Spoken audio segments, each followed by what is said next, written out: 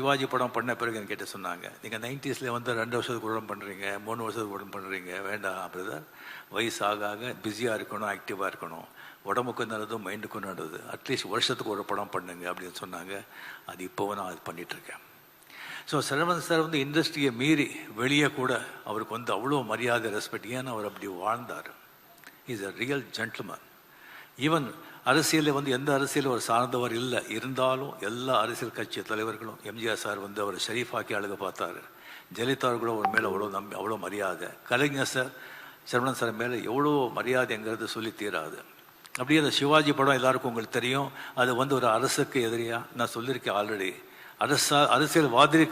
அரசியல்வாதிகளுக்கு எதிராக எடுத்த படம். அது வந்து கலைஞர் சார் அந்த படத்தை பார்த்தது மட்டும் இல்லாமல் அது வெற்றிலா வந்து கலந்து கொண்டு எல்லாருக்கும் வந்துட்டு சீஃப் கெஸ்டாக இருந்து கலந்து கொண்டு எல்லாருக்கும் கேடையை கொடுத்தாங்க. அது எதற்காகன்னு சொன்ன ஓன்லி ஃபார் சரவணன் சார், அந்த மரியாதை.